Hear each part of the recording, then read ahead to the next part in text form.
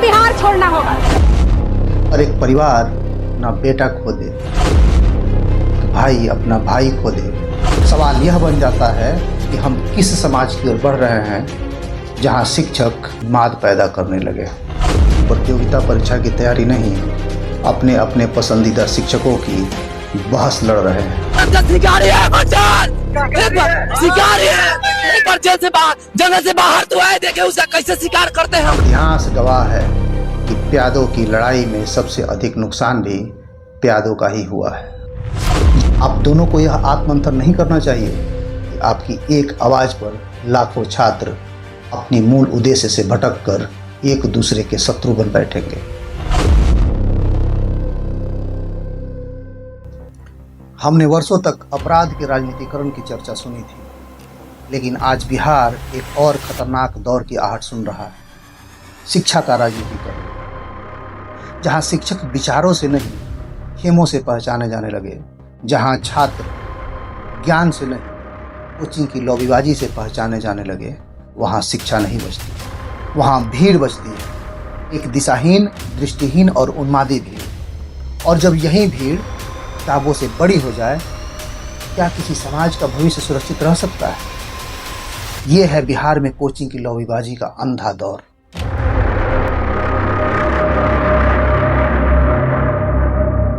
खान को बिहार छोड़ना होगा। पुलिस से ये कहना चाहेंगे कि जल्द से जल्द खान को गिरफ्तार किया जाए। हम आवाज उठा दिए तो पाकिस्तानी हो गए। हम पाकिस्तानी रहते तो यहाँ क्या करते? इतना दिन से क्यों अपने बेटी बहन को पढ़ने के लिए भेज रहा था? नमस्कार। आज मैं वर्तमान लॉबीबाजी से दूर उन छात्रों के पक्ष में खड़ा हूँ जो अपनी गांव की पगडंडियों से निकलकर पटना की सड़कों तक शिक्षा लेने पहुँचता है। मैं उस माँ के पक्ष में खड़ा हूँ जिसने शायद अपने गहने गिरवी रखे होंगे। मैं उस पिता के पक्ष में खड़ा हूँ जो अपनी ज़रूरतों को मारकर पैसे जुटाए होंगे ताकि उनके बच्चे अच्छी शिक्षा प्राप्त कर सकें। विगत कुछ दिनों में बिहार ने एक ऐसा घटनाक्रम देखा है जिसने पूरे बिहार को दो खेमों में बांट दिया है। शिक्षकों के बीच विवाद, माफ करिएगा, कोचिंग शिक्षकों के बीच विवाद, एफआईआर, गिरफ्तारी, प्रदर्शन, सोशल मीडिया युद्ध और हजारों छात्रों का दो खेमों में बढ़ जाना, यह सब देखकर लगता है मानो बिहार में शिक्षा नहीं, कोई राजनीतिक आंदोलन चल रहा। हर कोई पक्ष विपक्ष में तर्क देकर अपने स्वार्थ साधने की होड़ में शामिल है। और एक परिवार ना बेटा खो दे, तो भाई अपना भाई खो दे, और सबसे महत्वपूर्ण लाखों छात्रों की पढ़ाई वर्चस्व की लड़ाई में पीछे छूट जाए, अब सवाल यह नहीं रह जाता कि कौन किसके पक्ष में खड़ा है। सवाल यह बन जाता है कि हम किस समाज की ओर बढ़ रहे हैं जहां शिक्षक उम्मीद देने के बजाय उन्माद पैदा करने लगे। इस विवाद में कौन सही है कौन गलत, इसका फैसला तो अदालत करेगी, लेकिन मेरे सवाल का फैसला उन उन्मादी छात्रों और वैसे सभी शिक्षकों को करना होगा जो इस विवाद की आग में अपनी स्वार्थ की रोटियां सेक रहे हैं। आप शिक्षा का विस्तार कर रहे हैं या शिक्षा को दो खेमों में बांट रहे हैं? आज सोशल मीडिया खोलिए, ऐसा लगता है मानो छात्र प्रतियोगिता परीक्षा की तैयारी नहीं, अपने अपने पसंदीदा शिक्षकों की बहस लड़ रहे हैं। लाखों छात्र की जिंदगी बर्बाद हो रहा है। आपसे हम हाथ जोड़ते हैं, आप बिहार के माननीय मुख्यमंत्री हैं।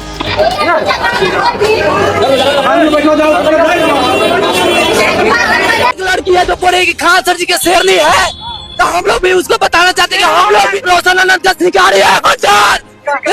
शिकारी है, एक बार जेल से बाहर, जंगल से बाहर तो आए, देखे उसका कैसे शिकार करते हैं हम। शिक्षकों के बीच आरोप प्रत्यारोप और सार्वजनिक टिप्पणियों का जो दौर शुरू हुआ है, इस पर विस्तार से चर्चा हम अपनी किसी और वीडियो में करेंगे।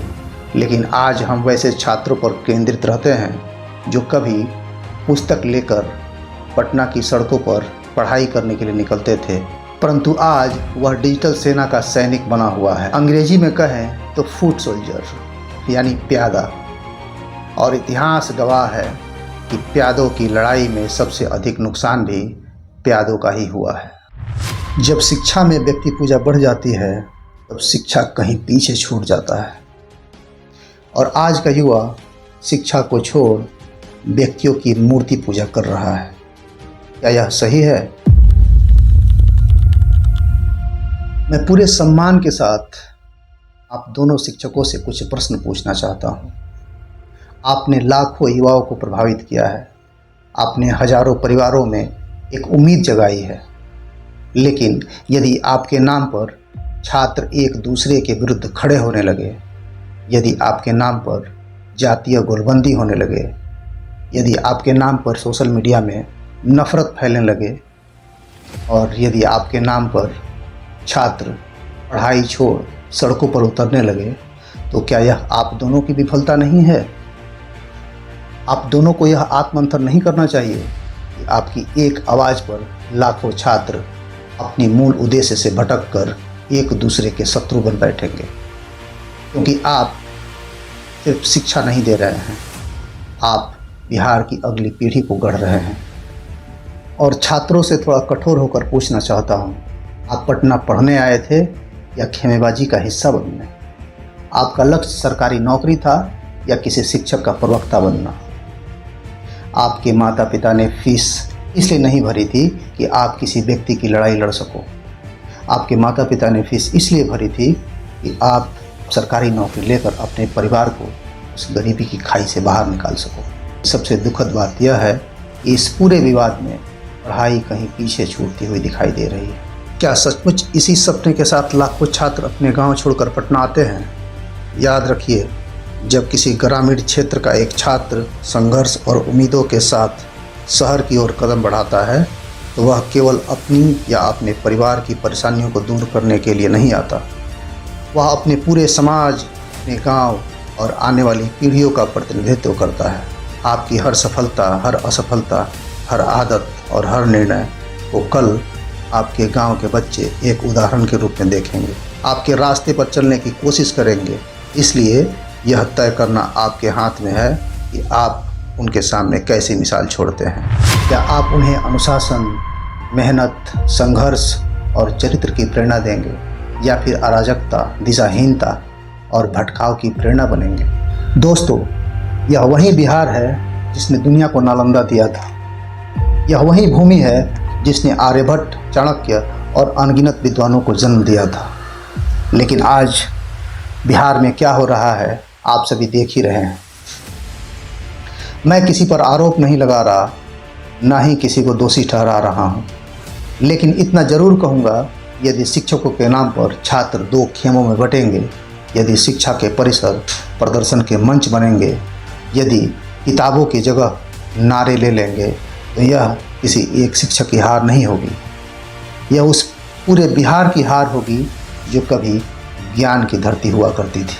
आज ज़रूरत इस बात की नहीं है कोई शिक्षक जीते, ज़रूरत इस बात की है कि शिक्षा जीते। ज़रूरत इस बात की है कि छात्र अपनी पढ़ाई की तरफ लौटे, और ज़रूरत इस बात की है कि शिक्षक तोड़ने का माध्यम नहीं, जोड़ने का माध्यम बने।